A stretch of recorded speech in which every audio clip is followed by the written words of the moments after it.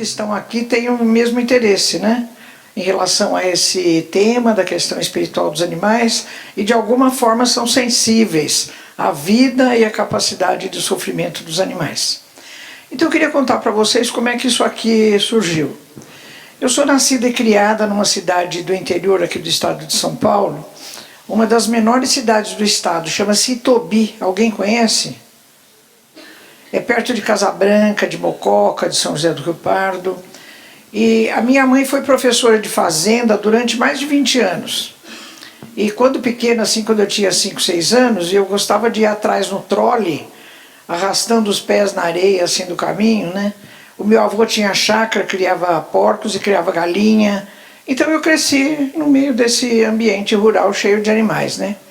Mas eu confesso para vocês que eu era meio alienada em relação ao que eu percebo hoje nesse tema, em relação ao sofrimento dos animais. Quando a gente está dentro de um contexto, a gente vai se habituando com aquilo e a gente não enxerga muitas coisas que depois de fora a gente enxerga, né? Aí eu vim fazer veterinária em São Paulo por conta de um tio meu, irmão da minha mãe, que era veterinário, era uma pessoa assim de uma presença muito marcante, uma pessoa muito distinta, e eu tinha muita admiração por ele. Então naquela fase de vestibular em que a gente fala, não sei se faço isso, se faço aquilo, a figura dele me motivou para fazer veterinária. Mal sabia eu, depois de muitos anos, eu descobri que eu tinha um compromisso reencarnatório com esse assunto, né? Bom, fui fazer veterinária. Quando comecei a frequentar o ambulatório, vi os animais com câncer ósseo, com epilepsia, com infecções, com traumatismos, com parasitoses, né? Eu fiquei pensando, começou a me cair a ficha, comecei a me perguntar, meu Deus, mas como os animais sofrem? Por que eles sofrem assim? E eu sou de berço espírita, eu já sabia pelo livro dos espíritos que para os animais não há expiação. Então eu dizia, bom, se para os animais não dá expiação, por que eles sofrem assim, né? E eu comecei a reler a obra espírita, muitos dos livros que eu já tinha lido da codificação e outros, em busca dessa resposta, por que os animais sofrem?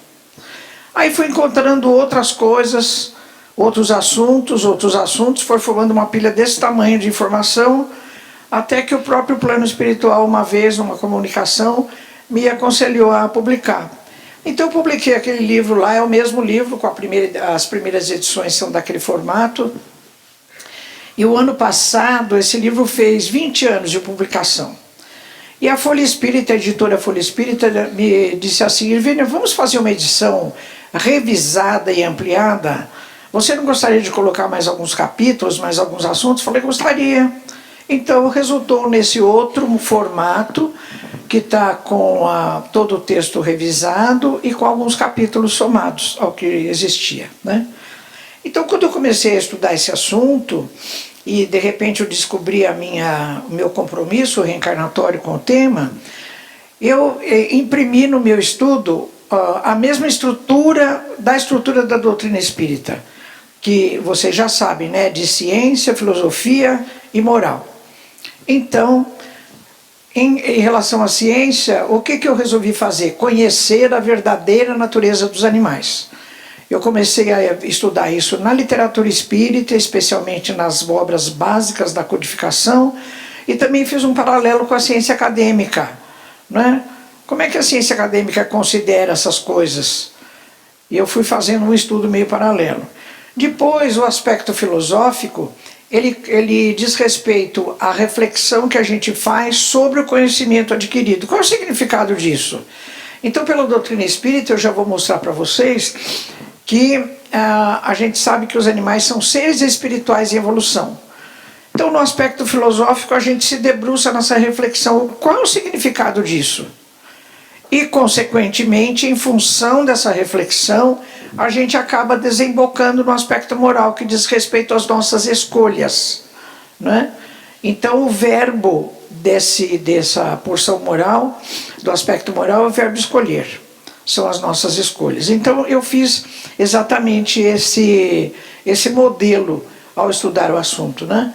E quando a gente fala na verdadeira natureza dos animais, a editora O Clarim, lá de Matão, que editou um dos livros que eu escrevi, que se chama Alma dos Animais, fez uma entrevista comigo e me prestigiou colocando como matéria de capa numa das edições da Revista Internacional Espírita essa temática, né, a verdadeira natureza dos animais. E teve um interesse muito grande. Eu fico muito feliz quando eu vejo assim o anfiteatro cheio das pessoas e todo mundo querendo saber a respeito disso, né? Então esse é o livro que eu publiquei com eles, Alma dos Animais. Fiz uma edição também o ano passado, revisada e ampliada, né, pela editora lá, o Clarim. Bom, quando a gente começa a focalizar esse assunto, que eu chamo de questão, porque no dicionário a palavra questão quer dizer matéria em discussão. Então, o que isso significa? Muitas das perguntas que a gente faz, algumas têm uma resposta razoável, outras ainda não. Ainda continuam em discussão, ou seja, em questão. Matéria em discussão. Vocês vão ver aqui, na medida em que eu for expondo o assunto, quanta coisa ainda merece que nós continuemos a estudar, né? Então, mas a pergunta que a gente faz, a primeira: os animais têm alma, os animais são seres espirituais? Então vamos ver o que diz a doutrina espírita. Eu já vou avisar vocês que tudo que eu disser eu vou referir à fonte, né? Já que existem muitas coisas em discussão, em questão, então eu vou referir à fonte para que vocês possam depois consultar, inclusive o original. Nessa questão do Livro dos Espíritos, 597, temos a pergunta que Kardec fez aos espíritos. Se os animais têm uma inteligência que lhes dá uma certa liberdade de ação, há neles um princípio independente da matéria? Eu chamo a atenção para duas palavras que tem nessa frase: inteligência e princípio. Princípio, quando a gente fala na palavra princípio, nós lembramos da questão 27 do Livro dos Espíritos, que nos informa: só existem 3 elementos no universo. Deus, que é o Criador, criou o princípio inteligente ou espiritual afeta ao espírito e o princípio material afeta a matéria. Então vejam bem, olha, Kardec está perguntando alguma coisa e ele mesmo está respondendo. Porque ele está dizendo, olha, os animais têm uma inteligência. Aliás, Kardec está afirmando que os animais têm inteligência, ele não está perguntando, não é? Então, olha, se os animais têm uma inteligência, essa inteligência está ligada a que princípio? Ao princípio material ou ao princípio espiritual? É claro que é ao princípio espiritual, né? Então a resposta é absolutamente positiva, sim, e que sobrevive ao corpo. Olha, essa informação é pioneira e ela consta da segunda edição do Livro dos Espíritos, que é de 1860, né? Porque depois a ciência acadêmica, conforme eu vou mostrar para vocês, a partir de meados da década de 60, é que começou a se interessar em fazer pesquisas demonstrando que os animais têm inteligência, têm memória, têm isso, têm aquilo. Então essas informações são absolutamente pioneiras no conteúdo da doutrina espírita. Eu vou contar para vocês um caso que confirma a resposta da questão 597. É o caso do Lorde. Vocês sabem quem é o Lorde? É um cachorro do Chico Xavier, né? Tem vários casos do Lorde aí pelos livros que contam a história de Chico Xavier. Esse caso está relatado no livro Testemunhos de Chico Xavier, da nossa companheira Sueli Caldas Schuber. Então lá está escrito assim, olha: Chico Xavier se correspondia semanalmente com Vantuil de Freitas, que durante mais de 20 anos foi presidente da Federação Espírita Brasileira. Naquela época, e a carta que eu vou referir é de 1951, não tinha fax, não tinha celular, não tinha Facebook, Instagram, todas essas coisas. Como é que as pessoas se comunicavam? Por carta. Quando eu vim estudar em São Paulo, começo da década de 60, eu escrevia carta para os meus pais, demorava uns 10 dias para chegar lá em Tobia, depois eles escreviam carta para mim, e eram cartas de próprio punho. As pessoas da minha faixa etária sabem o que é, as pessoas jovens não sabem. Vocês sabem o que é carta de próprio punho? Sabe? Tem duas maneiras de você escrever uma carta. Ou você pega uma caneta e escreve, olha o punho. Ou você senta na máquina de datilografia e escreve, né? Hoje, então, a gente já vai no teclado e blá, blá, blá, ou então fala no WhatsApp, tem 1000 coisas. Bom, nesse dia 25 de janeiro de 51, está registrada uma carta que Chico escreveu a Vantuil de Freitas contando que o Lorde ficou doente e desencarnou. E ao desencarnar, o Chico relata que vê José, seu irmão já desencarnado, vir acolher nos braços a figura espiritual do Lorde. Vocês imaginam a cena? Né? Que coisa mais bonita. E a carta ainda continua informando que, nos meses que se seguiram, quando José lhe vinha a ter a presença em espírito, vinha sempre acompanhado da figura espiritual do Lorde.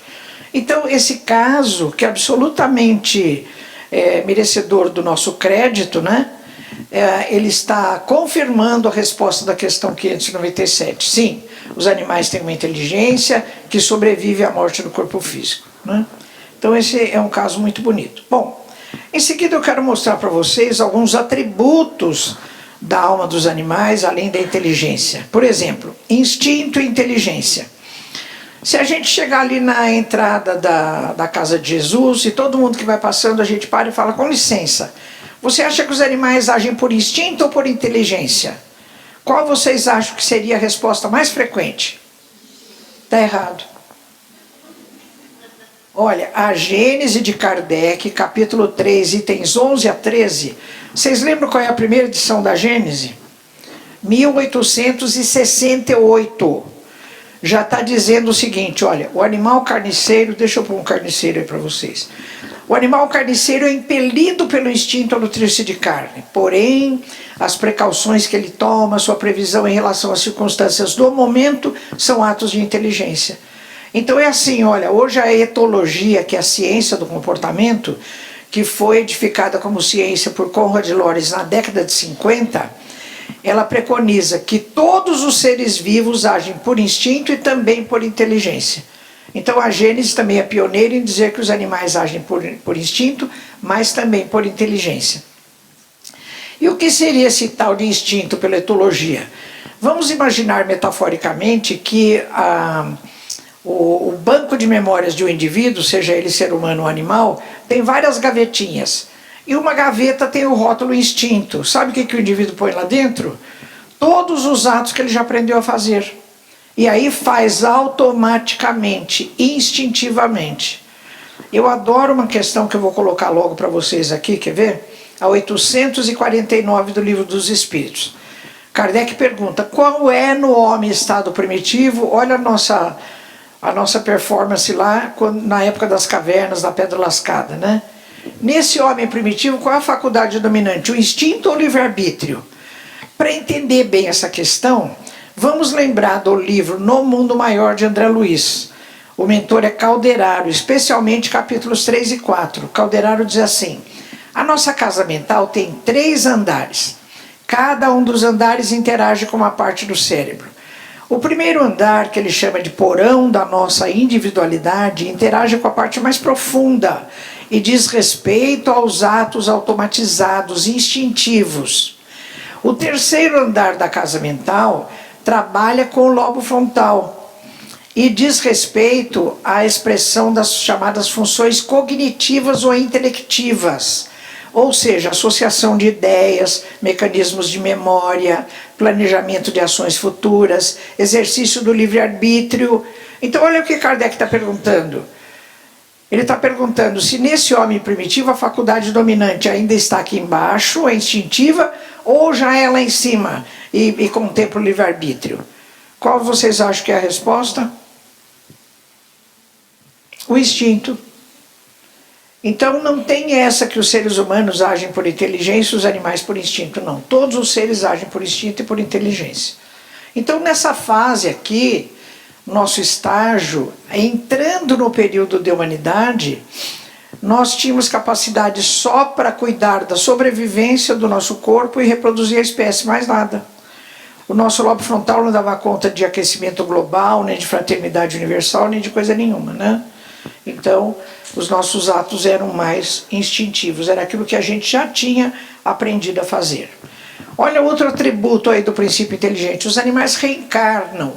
Livro dos Espíritos 599. Kardec pergunta, a alma dos animais pode escolher a espécie em que prefira encarnar-se? Será que um gatinho já vai querer escolher vir como onça pintada, né? Ou então a lagartixa vem como jacaré do Pantanal, né? A resposta é não. Os animais não têm o livre-arbítrio suficientemente desenvolvido para isso. Tem para outras coisas, para isso ainda não. Quem faz o planejamento reencarnatório dos animais são espíritos humanos, né? Outra pergunta, na 601. Os animais seguem uma lei progressiva? Todo esse trecho está falando da reencarnação. Os animais seguem uma lei progressiva no processo reencarnatório como os homens? Sim. Então os animais também progridem através do processo reencarnatório. Eu sei que alguém vai me perguntar, mas eu vou responder. Jamais eu encontrei nas obras todas que eu li qualquer referência a uma possível seriação. Então, depois de gato, o que vai ser? Depois de cavalo, o que vai ser? Eu não sei, viu? Eu não encontrei essa resposta. Animais e consciência. Olha que coisa, Calderaro no Mundo Maior, no capítulo 3, ele vai dizer, no livro No Mundo Maior, a crisálida da consciência que reside no cristal a rolar na corrente do rio, aí se acha em processo liberatório. Vocês lembram o que é crisálida? Lembra do ciclo reprodutivo da borboleta? Ela põe os ovinhos, cada ovinho vai indo, se transforma numa lagarta, que come as folhas da sua árvore de preferência. Quando ela fica bem gorducha, ela começa a secretar uma secreção, e aquilo vai se transformando num fio, ela vai enrolando em volta do corpo, forma um casulo. Essa larva dentro do casulo, que depois vai virar uma borboleta, é a crisálida. Metaforicamente significa uma fase de potencialidade. Então vamos ler outra vez. A potencialidade da consciência que reside no cristal a rolar na corrente do rio. No meio espírita, essa ainda é uma questão. Existem alguns que discutem se o princípio inteligente começa a atuar no mineral, no vegetal ou no animal, não é? Então Calderaro já está sinalizando que é no cristal, que é no mineral. Então ele está dizendo, no mineral, naquela pedra, no seixo, no fundo do rio, já existe potencialidade de manifestação da consciência. Olha, cada coisa que tem a doutrina espírita de maneira pioneira, né? Os animais pensam. Se a gente também perguntar lá na entrada da casa de Jesus, para todo mundo que vai passando, vocês acham que os animais pensam? Qual vai ser a resposta mais frequente? Não, quem pensa é o ser humano, né? Também está errado. Olha o que André Luiz diz no livro Mecanismos da Mediunidade, capítulo 4, cujo título é Pensamento das Criaturas. Ele diz assim, a angelitude transmite os seus pensamentos em raios ultra super curtos. Eu penso que deve ser como aquelas britadeiras de asfalto, né? Que chega e vai arrebentando tudo, né? E é assim mesmo, porque vocês podem ver o caso de Cipriana no livro No Mundo Maior de André Luiz, capítulos 4 e 5. Vocês lembram disso, quem lê o livro? Tem um processo obsessivo muito grave que já envolve em fluidos deletérios Pedro e Camilo. Pedro assassinou Camilo por motivos financeiros, mas depois se arrependeu, está com remorso. E o Camilo, desencarnado, quer se vingar do Pedro. Faz 20 anos que eles estão em processo obsessivo. Aí chega lá André Luiz e Calderaro. E André Luiz pergunta assim, mas Calderaro, não podemos consolá-los com palavras de conforto? Então Calderaro diz, não André, esses casos obsessivos graves precisam de uma vibração de amor que nós ainda não temos. Vocês imaginem, se Calderaro e André Luiz não tinham vibrações de amor suficiente, vocês imaginam a dificuldade que a gente tem aí nas sessões de desobsessão, né? Então o que eles fazem? Chamam Cipriana, que já tem vibrações muito curtas, tendendo a raios ultra super curtos. Ela vem, ela se materializa no plano deles e a imagem é muito bonita, né? Então, quem quiser saber como age esse tipo de vibração, vai lá no livro No Mundo Maior, ver o caso de Cipriana. A mente humana emite o seu pensamento em ondas curtas, médias e longas. E Calderaro diz assim, olha, a maior parte da humanidade vive desde a encarnação até o desencarne, sem uma única vez vibrar em ondas curtas, que seria assim, manifestação de uma sensibilidade muito apurada, momentos muito sublimes. E depois, finalmente, diz ele, os animais emitem o seu pensamento em ondas fragmentárias. Mas vocês lembram daquele indivíduo lá da 849, do homem primitivo, cuja faculdade dominante é o instinto? No livro Evolução em Dois Mundos, de André Luiz, capítulo 10, ele também fala nesse homem. Ele usa ainda a expressão o homem infraprimitivo. Ele também vibra o seu pensamento ainda em ondas fragmentárias e através da aquisição da palavra falada, que vai funcionar como elemento de indução do pensamento, é que ele vai conseguir transformar o seu pensamento de ondas fragmentárias para pensamento contínuo. Olha que coisa mais bonita, né? Isso é muito bonito. E também na segunda parte, no capítulo 18, ele volta a falar sobre isso. Então a gente pode consultar essas coisas, né? Vamos continuar aqui. No livro Evolução em Dois Mundos, de André Luiz, no capítulo 18, a segunda parte, eu encontrei essa pergunta. Dentre todos os animais superiores abaixo do homem, qual é o detentor das mais dilatadas ideias fragmentos? Ou seja, dos animais que convivem conosco, quais os que estão mais adiantadinhos em termos de pensamento? Olha a resposta. Os cães, os macacos, os gatos, elefantes, muares e equídeos. E o texto diz assim, olha, de vossa experiência usual, são os mais amplamente dotados de riqueza mental com a introdução ao pensamento contínuo.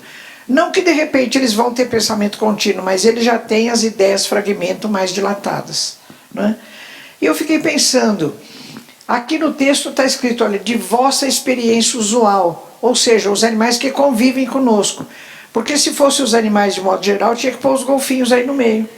Porque os golfinhos são muito, muito, muito inteligentes. Eles interagem com o ser humano de uma maneira muito explícita, né? Muito, assim, libertada. Bom, o papel do cérebro. Vamos lá no Calderaro outra vez no Mundo Maior.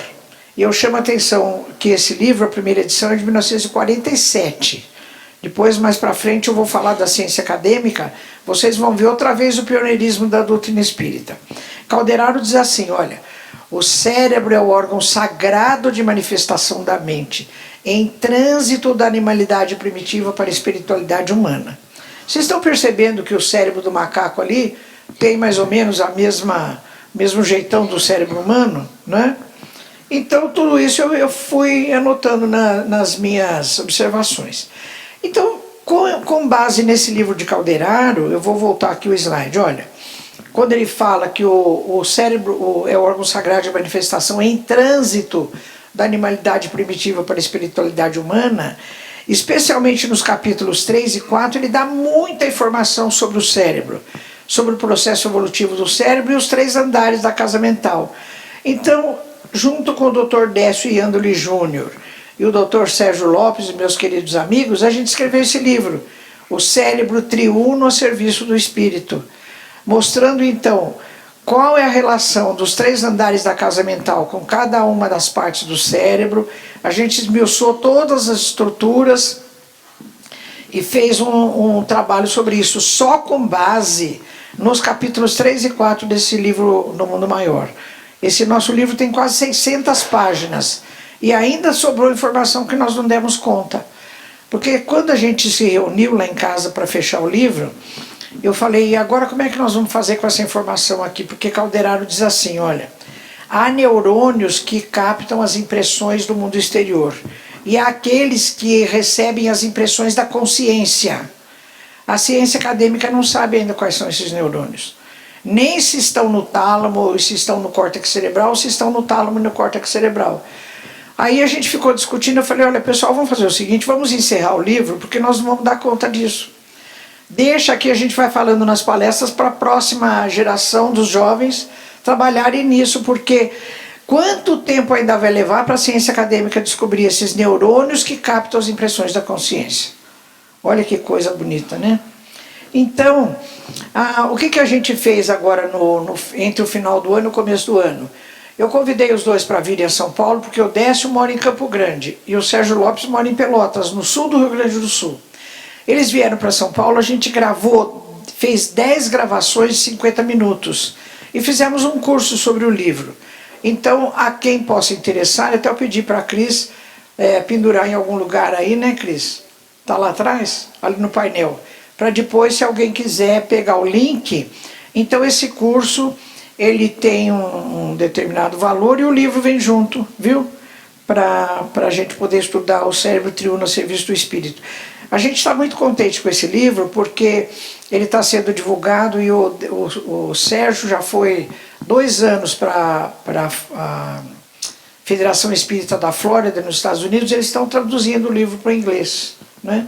Está tendo uma aceitação muito boa. Bom, então eu registro outra vez o pioneirismo da doutrina espírita em trazer uma porção de informações para a gente a respeito da verdadeira natureza dos animais, né? Então nós ficamos sabendo que eles são seres espirituais em evolução, nossos companheiros de jornada evolutiva. Bom, quando eu estudei tudo isso, eu fui fazendo um paralelo com o que a ciência acadêmica fala a respeito desses assuntos, né? Então vamos ver o que tem na ciência acadêmica. A ciência hoje diz assim: os animais são seres sencientes. Essa palavra vem do latim sensiens, que significa sente, que sente. Agora, nesse pacote que vem a sensibilidade, vem tudo junto. Vem inteligência, memória, capacidade de raciocínio, consciência, vem tudo, né? Então os animais têm todos esses atributos que o ser humano também tem. Então nesse livro, olha, Instrumento Animal, o uso prejudicial de animais no ensino superior, eu escrevi o primeiro capítulo desse livro exatamente com esse título: Os animais são seres sencientes, com enfoque só acadêmico. Então, quem quiser ver esse enfoque, é uma sugestão pegar esse livro pela internet e rever o capítulo, viu? Bom, eu fui estudando tudo isso, fui estudando, e lá na faculdade, em 1989, está fazendo 30 anos, eu escrevi um artigo numa das revistas da faculdade com esse título: olha, os animais têm alma? Pedi licença a Ernesto Bozano, né? Porque esse é o título de um dos livros de Bozano. Mas eu pus esse título instigante, mas logo no começo eu dizia assim: olha, o termo alma neste artigo não tem nenhuma conotação religiosa. Ele remonta à origem latina animus, que quer dizer mente, psique, psiquismo, e também alma e espírito para quem quiser. Mas o enfoque aqui é no tocante à mente e psiquismo. Porque mesmo dentro do meio veterinário naquela época, tinha colegas que não aceitavam que os animais tinham essa dimensão chamada mente, não é? Então eu escrevi um artigo exatamente sobre isso. Na sequência, depois é que eu escrevi esse livro, Alma dos Animais, que agora está com aquela outra versão, pela publicação aí com a editora Clarim. O que eu fiz nesse livro? Eu estudei o sistema nervoso central do ser humano e comparei com o sistema nervoso central dos animais. Então vamos lá, olha, essa parte mais escura aqui embaixo, que desce pelo canal vertebral, é a medula espinal. Então o ser humano tem, os animais também têm. Aquela outra parte em vermelho, embaixo do cerebelo, é chamada de tronco encefálico. Está lá nos animais, também está lá no ser humano. Em cima do tronco encefálico, o cerebelo. E toda aquela parte amarela é o cérebro. Então tem cérebro lá nos animais, tem cérebro no ser humano. E eu concluí, como outros autores já tinham concluído, que as diferenças, mesmo entre as diferentes espécies e o ser humano, são de natureza quantitativa e não qualitativa. O que isso quer dizer? Que tem mais neurônios ou menos neurônios, as circuitarias cerebrais são mais ou menos complicadas. Então a diferença é de quantidade de neurônios e não de outro modelo de qualidade diferente, né? Neurônio é tudo igual em todos os animais que têm cérebro. Então as diferenças são de natureza quantitativa e não qualitativa. Isso aqui bate direitinho o que Calderaro disse no livro No Mundo Maior. O que ele falou? O cérebro é o órgão sagrado de manifestação da mente, em trânsito da animalidade primitiva para a espiritualidade humana. Pronto, a ciência acadêmica mostra isso direitinho, né? Bem, então em função disso, eu criei lá na faculdade esse movimento cultural de medicina veterinária e espiritualidade. Está um pouco parado agora porque a gente não está conseguindo transmitir pela internet. E depois eu criei o NUVET, que é Núcleo de Medicina Veterinária e Espiritualidade, junto à AME São Paulo e à AME Brasil. Então eu quero convidar vocês para 2 eventos que o NUVET vai realizar. O primeiro que eu vou convidar é o 6º encontro do NUVET São Paulo, vai ser na Federação Espírita do Estado de São Paulo, como foram os outros anteriores. No dia 25 de agosto, das 8h30 às 12h30. É uma entrada gratuita, não tem taxa de nada. Quem se interessar, eu peço que façam a inscrição pelo site da AME São Paulo, para a gente ter ali a relação das pessoas que se interessam e depois mandar notícias, viu? Então, quem estiver por aqui, faz aí um bloquinho e vai lá, viu? Vou ter muito prazer em receber vocês lá, tá bom? Outro evento que vai ter esse ano ainda é o segundo encontro do Nuvete Brasil, na Federação Espírita Brasileira, lá em Brasília, no dia 12 de outubro, tem um período à tarde e um período à noite. Quem tiver parente em Brasília, amigo em Brasília, avisa, viu? Para ir lá encontrar com a gente, tá bom? Então, são os eventos que a gente está provocando. Bom, então lembra que eu falei para vocês que, apesar do pioneirismo da doutrina espírita há mais de 150 anos já ter dado uma porção de informações, a partir de meados da década de 60 é que a ciência acadêmica começou a produzir muito trabalho sobre a ciência dos animais. Um dos autores que contribuiu muito para isso foi esse aqui, olha, Gregory Bateson. Ele trouxe para dentro da ciência, outra vez, o conceito de mente, dizendo assim: a mente não tem nada de misterioso, de extraordinário. A mente é um processo cognitivo de manifestação da vida. Porque ele diz assim, olha, todo ser vivo sabe sobreviver, sabe se alimentar, sabe se reproduzir, sabe fugir de agentes aversivos. Então, o saber de cada um, nas diferentes espécies, corresponde à sua mente, né? Isso foi tão importante porque ele conferiu mente a todos os seres vivos. Porque desde a época da antiguidade até Descartes, no século XVII, achava-se que mente era um atributo humano. Por isso que lá há 30 anos atrás, mesmo os meus colegas veterinários, muitos não aceitavam, por influência religiosa, que os animais tivessem essa dimensão, né? Outra coisa que valoriza o trabalho do Gregory Bateson é que caiu por terra a visão cartesiana de que mente era atributo só do ser humano. Então esse cara foi muito importante para o entendimento da verdadeira natureza dos animais. A partir daí, olha, tem trocentas publicações muito importantes, livros, entrevistas, artigos, né? Coisas muito importantes. Olha aquele primeiro lá, Pré-História da Mente. Fala não só dos primeiros seres humanos, as primeiras espécies, mas também dos animais. Depois, as mentes dos animais. Esse aqui do Sheldrake, os cães sabem quando seus donos estão chegando. A mente dos cães, o parente mais próximo do Roger Fuchs, ele ensinou chimpanzés a linguagem dos deficientes auditivos. É um material muito, muito, muito bonito, né? E muito importante para o verdadeiro conhecimento da verdadeira natureza dos animais. Bom, mas nesse período aqui, olha, julho de 2012, estava acontecendo lá no Reino Unido um simpósio sobre consciência humana. Tinha centenas de neurocientistas do mundo todo, e liderados pelo Dr. Philip Lowe, da Stanford University, nos Estados Unidos.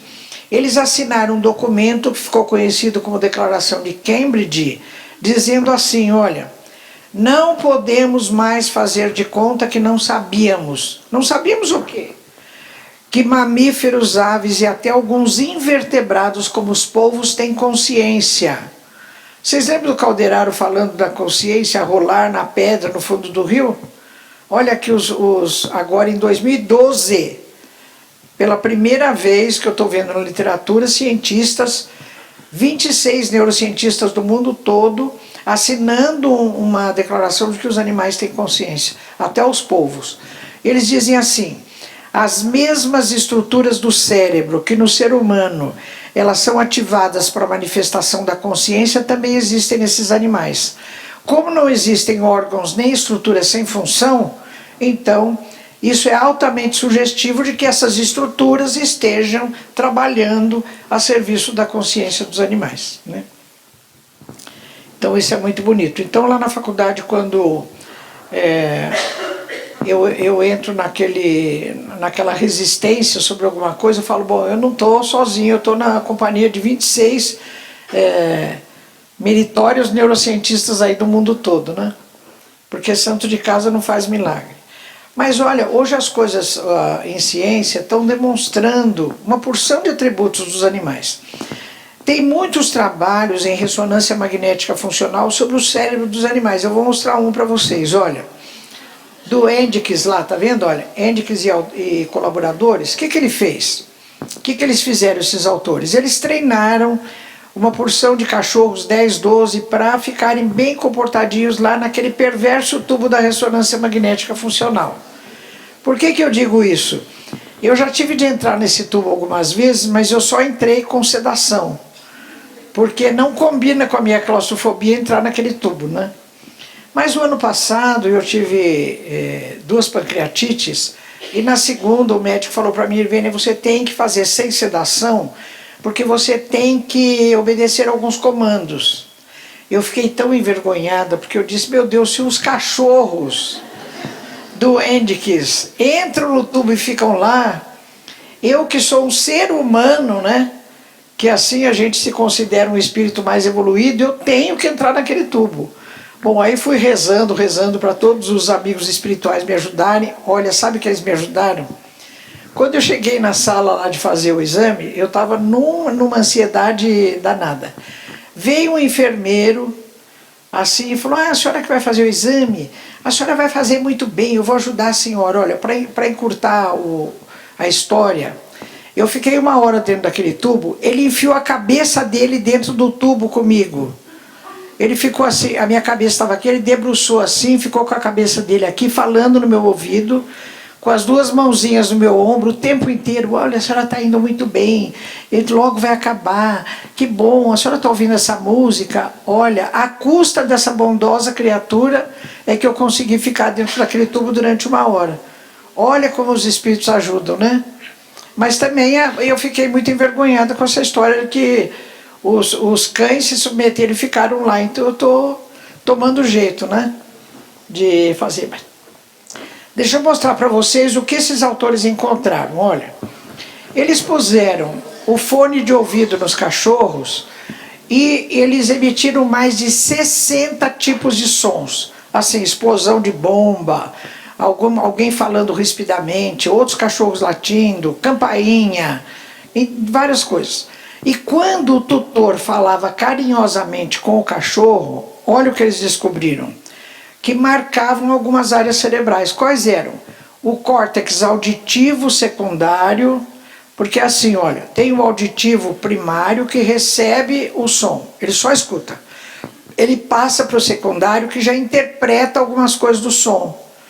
Marcou também o visual secundário, porque ao ouvir a voz do tutor, o cachorro imaginou a sua figura, a sua pessoa. Olha que coisa extraordinária que é isso, marcou a área visual. Isso aqui está confirmando que o cão faz associação de ideias, que é uma alta função cognitiva do lobo frontal, né? E marcou também o córtex terciário associativo, que é o córtex da porção mais anterior do lobo frontal. Ou seja, olha o que eles descobriram com tudo isso. As áreas de percepção e de processamento da voz também existem nos cães, com um padrão funcional semelhante ao apresentado pelos seres humanos. Esses dados elucidam como os cães podem entrar em sintonia com os sentimentos dos seus tutores. Então, essas pesquisas estão demonstrando que não é assim que os animais eles estão imitando algum gesto do ser humano, não. Eles interpretam, eles fazem associação de ideias e eles têm material cerebral para fazer a análise cognitiva do que está acontecendo, a ponto de, ao ouvir a voz do tutor, ele marcar a imagem visual, o córtex visual, não é? Porque a gente, quando você fala em alguém, você lembra da pessoa, da figura da pessoa, e isso marca o córtex visual, né? Porque você faz associação de ideias, pois eles fazem. Então esses exames estão mostrando que de fato os animais têm todos esses atributos que a doutrina espírita há mais de 150 anos vem falando para a gente, né? Então nós temos hoje um novo conhecimento. Olha, os animais são seres espirituais em evolução, são seres sencientes, que pensam, têm livre vontade, têm mente, têm inteligência, memória, sensibilidade, são capazes de sofrimento físico e também mental e têm vida própria, né? Porque eles não vivem apenas para servir ao ser humano. Nós temos esse resíduo na nossa cultura de que os animais existem para nos servir, para nos alimentar, para nos fazer companhia e etc e tal. Não, eles têm vida própria. Por exemplo, os dinossauros viveram aqui séculos. Eles viveram, desencarnaram, nunca viram um ser humano, vieram fazer o que aqui? Né? Tem milhares de espécies aí, de bactérias, de insetos, de vários tipos de espécies animais que também nunca viram um ser humano. Cada um tem a sua vida própria, é um princípio inteligente em evolução. Né? Eu vou passar rapidamente agora alguns slides para a gente fazer uma reflexão. Apesar de tudo que a gente conhece hoje sobre a verdadeira natureza dos animais, como é que a humanidade ainda convive com os animais? Como é que a humanidade interage com os animais? Então vamos lá. Os pets, né, os animais de estimação. Ah, são uma beleza, não são? É tudo quanto é roupinha, lacinho, carrinho de bebê. Agora tem carrinho de bebê que não é de bebê. É carrinho feito para cachorro e para gato de vários tamanhos. Você vai no Parque Ibirapuera lá em São Paulo, tem gente andando com o carrinho com o cachorro dentro. Quer dizer, o cachorro nem anda mais, né? Virou um bebezinho. Em compensação, a mesma pessoa que tem o maior carinho com seus pets, como é que ela considera os outros animais? Né? Por exemplo, a mesma pessoa que tem o seu gatinho, o seu cachorrinho, o seu animal de estimação, depois ela vai em espetáculos de diversão, que usa os animais, ela come um belo bife, não é? E tem tantas outras coisas aí. Quer dizer, o meu animal que está lá em casa é uma coisa, os outros são outra coisa. Não é? A gente precisa refletir sobre isso. Então, os animais, de modo geral, eles vivem em regime de subjugação e de exploração. Então, eles são sujeitos ao sofrimento físico e mental. Né? Por exemplo, tem cabimento um elefante ficar se equilibrando nesses banquinhos? Olha esse cavalo, o predador natural dele é um grande felino. Esse cavalo, se vocês prestarem atenção, ele está com a musculatura toda retesada, quer dizer, ele está em pânico, porque o predador dele está em cima dele, né? Então as pessoas não se dão conta disso. Outra coisa, esses esportes que os animais, vaquejada, tourada, rodeio, não é?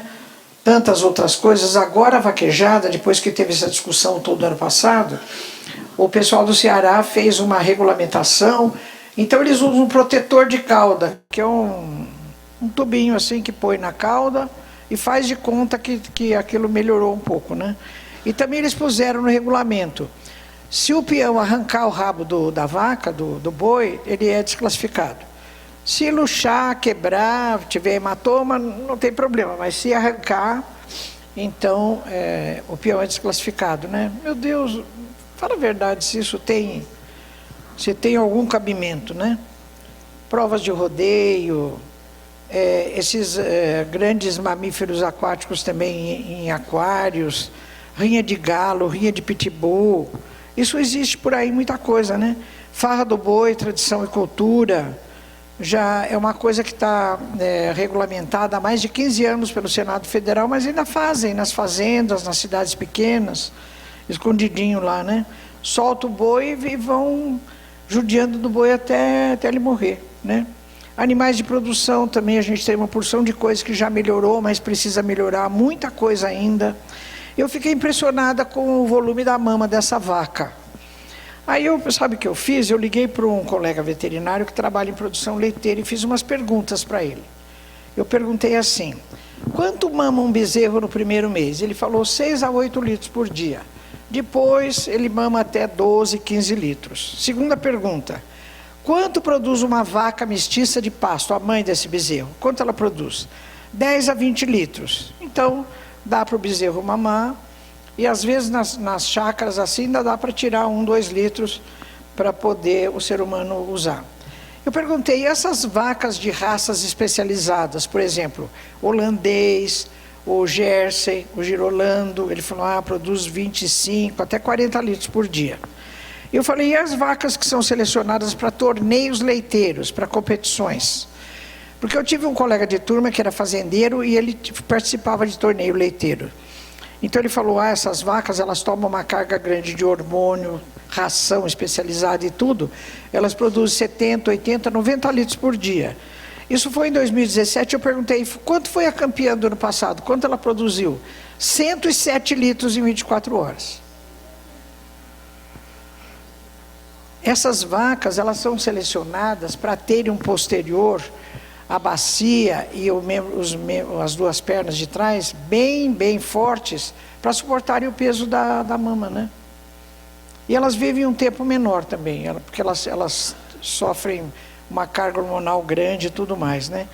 Então, depois eu vi numa reportagem como é que eles fazem a comemoração do fazendeiro que venceu o torneio.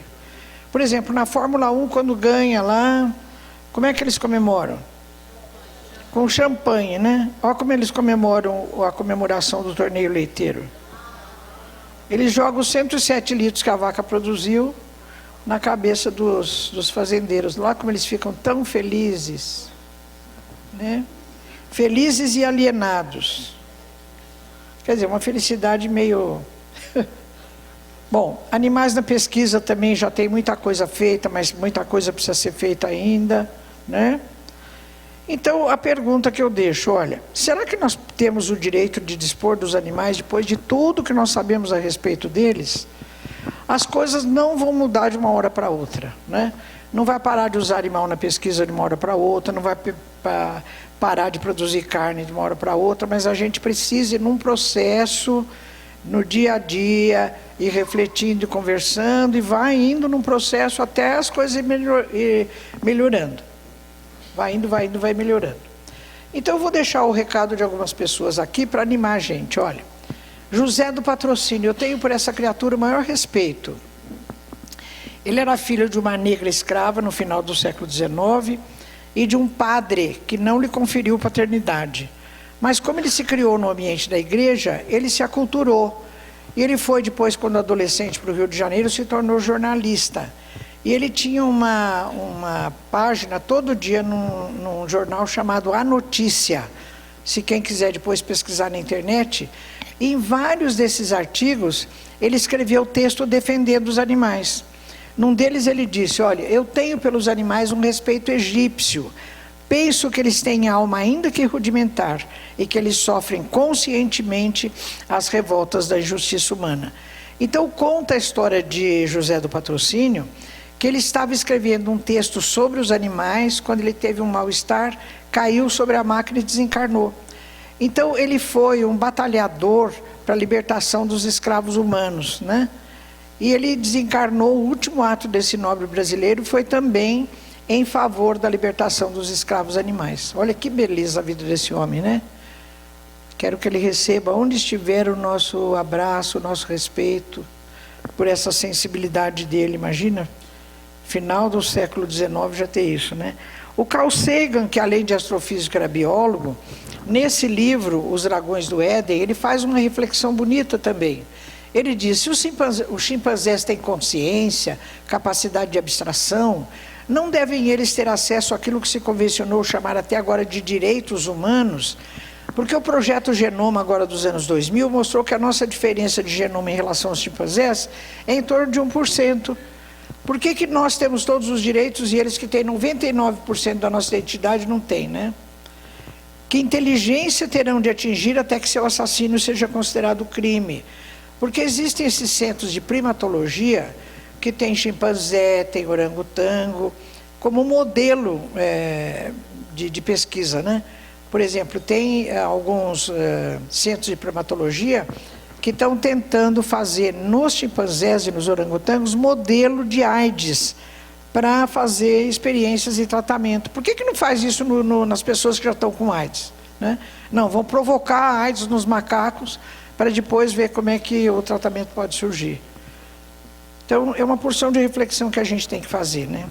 Gandhi era um defensor dos animais. Ele disse, de todos os crimes que o homem comete contra Deus e a criação, a vivissecção é o pior deles. Vivissecção é o termo genérico para a utilização de animais em pesquisa. Eu gosto muito desse filósofo inglês, o Jeremy Bentham, porque ele diz assim, olha, o ser humano precisa resgatar o sentimento da compaixão. O sentimento da compaixão é muito mal visto, é muito combatido no meio acadêmico. Sempre nas aulas de experimentação, em tudo, o professor sempre fala, não se envolva com os objetos de pesquisa, não se envolva com isso, não se envolva, você tem que ser frio, o cientista tem que ser frio. Isso é uma bobagem, não é? Porque todo ser humano tem o sentimento de compaixão inato. Então o Jeremy Bentham diz assim, olha, nem precisaríamos perguntar se os animais são capazes de pensar ou de se comunicar, bastaria sabermos se são capazes de sofrer. São capazes de sofrer? São, então merecem respeito, não é?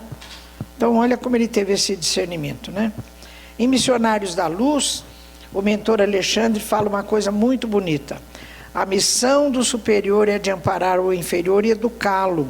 Sem amor para com os inferiores, não podemos aguardar a proteção dos superiores. Porque a gente tem que merecer essa proteção, né? E Emmanuel diz assim, recebei como obrigação sagrada o dever de amparar os animais. Estendei até eles a vossa concepção de solidariedade. Tem tanta gente boa aí nos motivando, né? A olhar os animais com mais ternura, com compaixão. Então eu vou pôr umas figuras bonitas para compensar aquelas feias que eu mostrei, viu? E eu vou terminar então com um resumo que eu fiz do capítulo Apelo em Favor dos Animais, do livro A Gênese da Alma, de Caiba Schutel. A primeira edição desse livro é de 1924. Eu fiquei surpresa de perceber a sensibilidade de Caiba Schutel em relação aos animais, né? Vocês querem ver que coisa bonita? Então ele diz assim, olha, na Gênese da Alma. Então eu sugiro que vocês leiam o capítulo, eu vou fazer um resumo. Quando ele diz assim, vós que vedes luzes nestas letras que traçam a evolução espiritual, tende compaixão dos pobres animais, sede bons para com eles, como desejais que o Pai Celestial vos cerque de carinho e de amor. Não encerreis os pássaros em gaiolas, renunciai às caçadas, acariciai os vossos animais, dai-lhes remédios na enfermidade e repouso na velhice. Lembrai-vos de que os animais são seres vivos que sentem, que pensam, que se cansam, que têm força limitada, que adoecem, que envelhecem. Os animais são nossos companheiros de jornada evolutiva, de existência terrestre. Como nós, eles vieram progredir, estudar, aprender.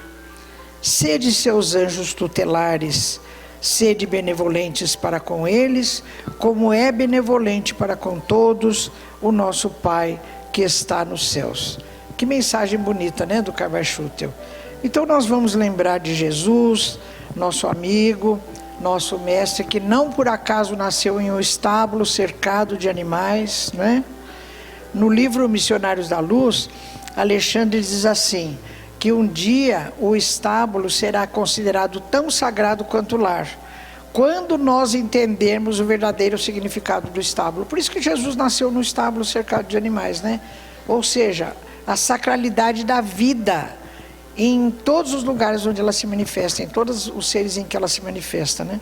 Então vamos dizer a Jesus que Ele receba o nosso esforço, a nossa boa vontade, em entender a verdadeira natureza dos animais, e que Ele possa infundir nos nossos sentimentos a luz do seu divino amor, para que cada vez mais a gente aprenda a respeitar os animais e um dia, quando possível, a gente também possa amá-los, né? Então, obrigado a Jesus por todos os ensinamentos, continue nos orientando, nos inspirando, que a gente quer chegar lá e ter uma relação de harmonia cada vez maior entre seres humanos e animais, né? Boa noite a todos, muito obrigada pela atenção, viu, pessoal?